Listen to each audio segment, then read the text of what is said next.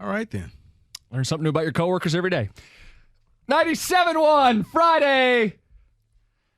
Into the weekend we go. Rico, yesterday. You realize we're 3 weeks away from a real football Friday? I know, man. Wasn't today kind of a football Friday? We had football last night. We're into football season. It's a football Friday. Yeah, you may be in here for that show because I was in Lansing and saw the construction.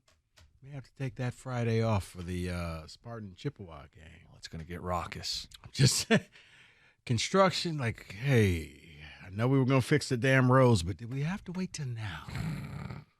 To the eve of the season. You know what? I'm sorry. Go ahead. No, I'm not going to derail good. this. You're good. I appreciate you. Okay, here's the deal. Morning show yesterday, Brad Holmes talking to Stoney and Jansen, and they asked him about general manager duties, like re-signing players and trying to stay ahead and retain as much of this good team as he can. And the conversation shifted to Jared Goff. Now, before we play this, I want you to listen to it, and I want you to be a Brad Holmes whisperer. I want you to tell me what this Jared Goff quote means. What does that mean? Do the right thing for the franchise. I think it means exactly what you think it means. We're going to ride this thing out and wait and see what he does. We don't want to re-sign this man right now, and he goes back to being the Jared Goff that we all thought he was. We're willing to risk it knowing he lights this thing up. He takes us to the playoffs. We win the division. He wins a playoff game. It's Daniel Jones all over again. You can be paying somebody money that you probably didn't want to pay, but you kind of have to. But you're gambling. Because if he goes and he's not who you think he is, you already drafted Hendon Hooker, you can let him go. We saw, who was the quarterback last week? Justin Herbert signed 2 years early, get locked up and get paid north of $50 million a season. Jared Goff has 2 years left on his deal. Mm-hmm. I'm of the belief if they viewed him anywhere near that caliber of quarterback, there wouldn't be a lot of talking. There would be a lot of signing and ink drying and a contract agreed to. When he says we're up front, that's kind of him saying, and you guys tell me if I'm reading this wrong, but I'm with you, Rico. Very transparent with Jared means he's in the loop. He knows we're not leaving him in the cold, but we got to do what's right for the team, which means don't pay Jared Goff right now. It ranks right up there with, hey, Jared, we're going to draft this quarterback, but he's hurt. So he can't be any threat to you this year, but we are. You're in the loop. You hear all this, Jared Goff's a leader. Jared Goff is this. If Jared Goff was your guy, this would be over.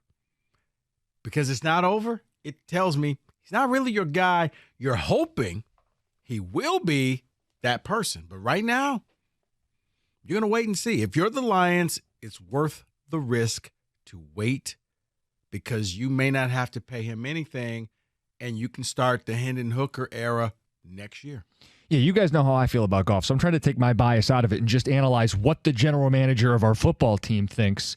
And to me, it says I'm not sold on Jared Goff. I can still be sold on him.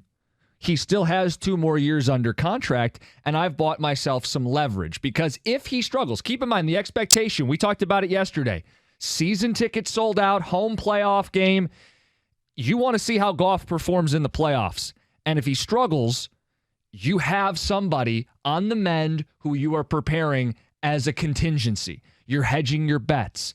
I don't think Brad Holmes is sold on Jared Goff, and I think that quote, while he didn't say much, said enough. Mm-hmm.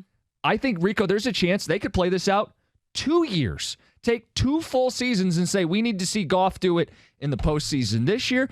And if they're not satisfied, let's say he doesn't deliver, they can give him yet another year to do it right. 2 years gives Hendon Hooker time to heal, go through a full preseason next year, maybe get in some game reps. I think they could wait as long as 2 years. I think it's this year.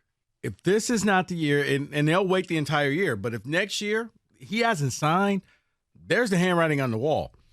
You're a lame duck quarterback. The second we can get Hendon Hooker in the game to see what he could do, if you're Jared Goff, you better hope that Hooker falls on his face. Because if not, that's our guy. Rookie contract. We'll just let you go at the end of the year. It's a little bit like what the Vikings are dealing with, though. Cousins is on the last year of his deal. He's a lame duck quarterback, but if he plays well enough this year, they're not going to kick him to the curb. No, you're going to have to pay him. It's the risk that you are. And guys, let's face it. At some point, Jared Goff's going to collect a ton of money. It's either going to be here or someplace else.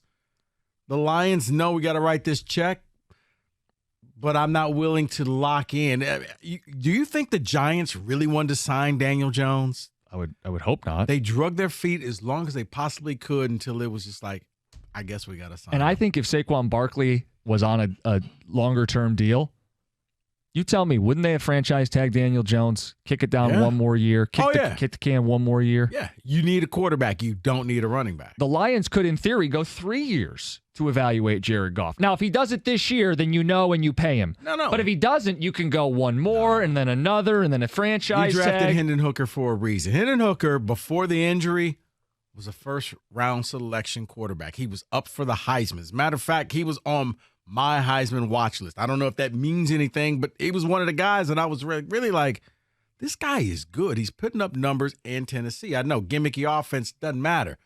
Lions took a chance on him because it's kind of their insurance policy in case this thing doesn't work.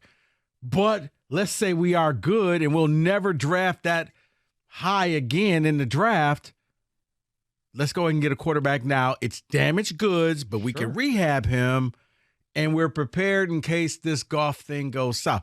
If Goff was anything, he would have been signed by now. They would have locked him up. And they wouldn't have drafted Hooker. The Lions see exactly what we see. They're going to wait. Yes. I'm in Dave. a classroom right now. I think Brad Holmes is saying something a little different, but I have to play this cut to give you my answer. I think Brad Holmes told you exactly what he's thinking about Jared Goff right there. He talks about we have to retain good players, our core players, and he names Jonah Jackson, Penei Sewell, St. Brown, and he starts to name Jared Goff, and then he stops. You can't afford them all. I think he was trying to tell you that he thinks that Jared Goff is part of the core here and that he's going to re-sign him. Yeah, but David, I think he's also implying you can't keep everybody. He also didn't mention Aiden Hutchinson, who, if he has a big year, But that's is going to be years away. Well, that's my point. You have a couple years to make these decisions. It's why he's not making a move with an extension for Jared Goff today, because if Hutch has a Bosa-like step forward, I'll start peeling off $20-30 million. And if Sewell's going to get paid, you saw what's Andrew Thomas, the Giant, got paid. You start thinking about how quickly this cap space goes away. Oh, no. You have to plan for everybody, not just Goff. I think it's easy to set up a contract for Goff after this year or even before this year to where his guarantees is gone before you ever have to think about paying Aiden Hutchinson, before you ever have to start thinking about paying St. Brown. They can work around that. Cap will go up anyway. I think he's saying core player is Jared Goff.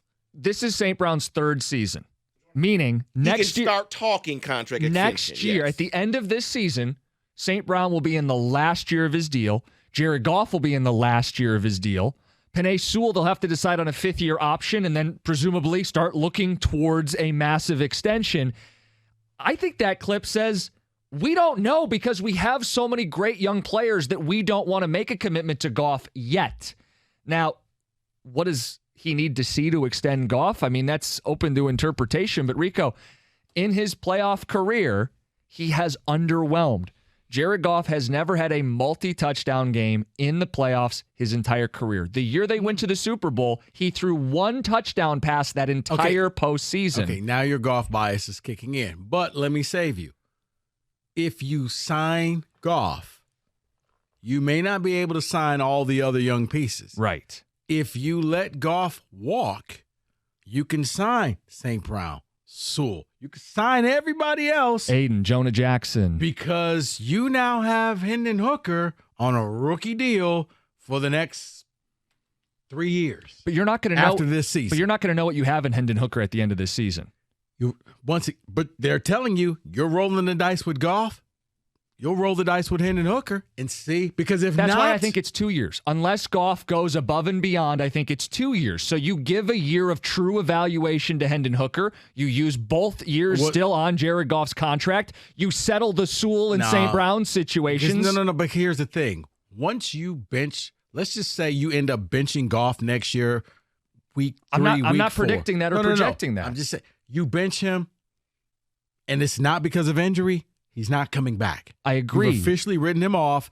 And at that point, Hooker now has 2 years before you realize what you have in him before you go out looking for another quarterback. Hooker's not ready to play this year. If you bench Goff, it's irrelevant. No, not this year. Oh, you're saying the following. Next year. Yeah. Hooker's not playing this year. Right. It's a But red shirt next year, in Goff's final year, that's what I'm saying. 2 years from now. he gets benched. He's done.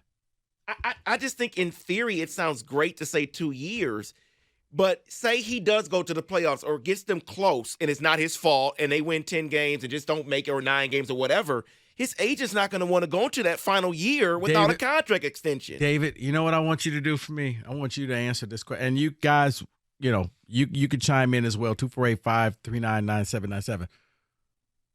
Let's just say Goff has a year, the Lions win, but he has a year like Brock Purdy had. What do you do? David's answer next, 97.1.